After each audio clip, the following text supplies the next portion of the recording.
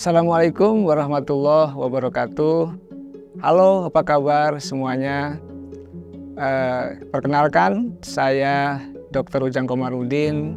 Ya, sehari-hari saya mengajar di Universitas Al-Azhar Indonesia dan dikenal juga sebagai pengamat politik nasional yang setiap hari dari 7 tahun yang lalu membahas tentang isu-isu politik terkini. Ya, alhamdulillah juga sudah 7 tahun terakhir ini malang melintang di dunia pertelevisian yang hampir tiap hari gitu ya. Kadang-kadang 5 sampai 7 televisi kita lalui bersama. Dalam transisi kan sedang mengalami konsolidasi. Dia akan memberikan katakanlah informasi istana untuk rakyat. Banyak isu-isu politik yang menarik di hadapan kita. Tentu ini kita harus sikapi dengan baik. Nah, saya pada kali ini, pada kesempatan perdana ini akan membahas tentang Kim Plus. Kira-kira apa sih Kim Plus ini? Saya melihatnya begini, bahwa Kim Plus itu ya koalisi Indonesia Maju. Plusnya apa? Plusnya itu tentu partai-partai di luar Kim. Ada apa? Ada partai PKB, ada Nasdem, dan ada PKS, dan tentu yang lain-lain. Nah, kalau kita bicara konstruksi peta koalisi di daerah khusus Jakarta, karena kita ingin membahas masalah persoalan Jakarta dulu, baru nanti kita meluas mungkin di lain kesempatan ke daerah-daerah yang lain. Menarik ketika kita membahas Jakarta, apa? Karena siapa yang menjadi calon gubernur dan menang itu punya potensi juga untuk menjadi calon atau kandidat presiden di 2029. Makanya Jakarta ini menjadi fokus perhatian semua elit termasuk para dewa-dewa untuk menentukan katakanlah puzzle-puzzle koalisi di daerah khusus Jakarta. Nah, kenapa ini saya bahas tentang Kim Plus ini? Karena kalau skema atau format Kim Plus itu terrealisasi atau terlaksana ataupun terimplementasi, artinya di situ sudah ada Gerindra, sudah ada Golkar, sudah ada Demokrat, sudah ada PAN gitu ya, yang termasuk PSI gitu. Maka ketika partai lain bergabung, seperti tadi katakan PKB, lalu PKS dan Nasdem, maka kita tahu dan sama-sama tahu ujungnya apa? Ujungnya adalah Anies yang dianggap kuat, Anies yang dianggap memiliki elektabilitas tertinggi, maka tidak akan mendapatkan partai, bisa tidak berlayar, bisa tidak nyalon sebagai calon gubernur di Pilkada 2024 ini. Oleh karena itu, Kim Plus ini berdampak pada apa? Pada ya, kalau bahasa saya ya kemungkinan besar Anies tidak berlayar. Kalau Kim Plusnya ada, Anies tidak akan mendapatkan partai karena harus didukung oleh 20% koalisi partai politik. Nah, Kim Plus ini koalisi super gitu, koalisi jumbo, koalisi gemuk yang dimana ya partai-partai ya realistis saja ingin menang, tetapi tidak ingin mengeluarkan energi yang berat.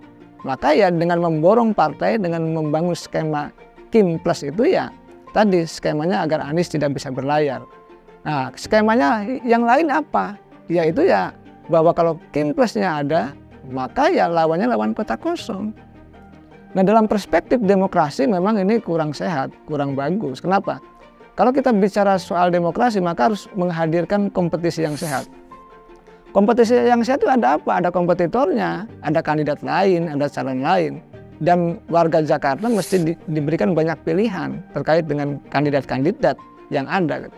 Banyak orang-orang hebat di level nasional, termasuk di daerah khusus Jakarta, yang tentu harus diberi ruang, diberi kesempatan untuk menjadi calon gubernur maupun wakil gubernur.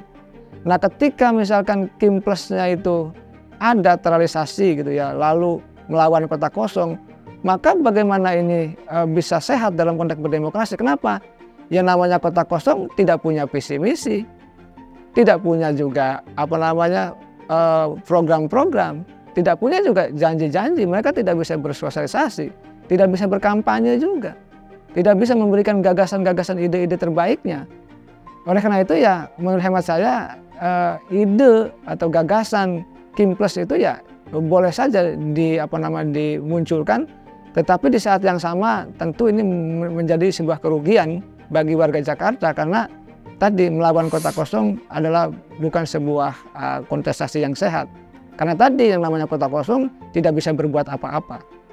Oleh karena itu saya melihat ya bahwa ini adalah dinamika politik yang kelihatannya karena Anies dianggap kuat, Anies dianggap memiliki elektabilitas tinggi dan belum ada lawan yang sepadan, maka skema atau format Kim itu dibuat ya untuk mengeliminasi atau menggagalkan Anies Baswedan. Bagaimana dalam perspektif politik? Yang namanya politik ya ya sah-sah saja, tetapi memang dalam konteks demokrasi itu ada kerugian yang seperti saya katakan tadi di awal. Oleh karena itu saya melihat bahwa ini adalah dinamika politik di DKJ ya, daerah khusus Jakarta yang begitu cepat pasca Golkar mengusung Deddy Mulyadi di Jawa Barat, maka tadi menarik Ridwan Kamil di Jakarta itu skema Kim Plusnya kelihatannya akan terjadi. Kalau ini dieksekusi maka kemungkinan Anies tidak berlayar itu bisa terjadi. Kenapa? PKS-nya sudah digoyang-goyang. Misalkan PKS sudah mengatakan sendiri, Presiden PKS-nya ketika halah PKB ke-26 mengatakan ajak-ajak dong katanya PKS masuk pemerintahan kepada Pak Dasko. Pak Dasko sudah sampaikan ke Pak Prabowo kan. Lalu juga kita tahu bahwa Anies sudah didukung oleh Partai Nasdem beberapa waktu yang lalu, sekitar minggu lalu gitu.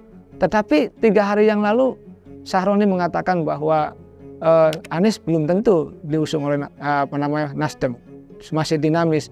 Dan penentu pilkada DKJ adalah dewa-dewa begitu. Artinya saya melihat memang potensi Kim Plus itu terrealisasi akan terjadi, bisa saja. Potensi Anies tidak berlayar juga mungkin saja. Karena kalau kita bicara dewa-dewa apa yang disampaikan oleh Sahroni ya mungkin ya kalau saya analisa dewa-dewa itu ada banyak ya.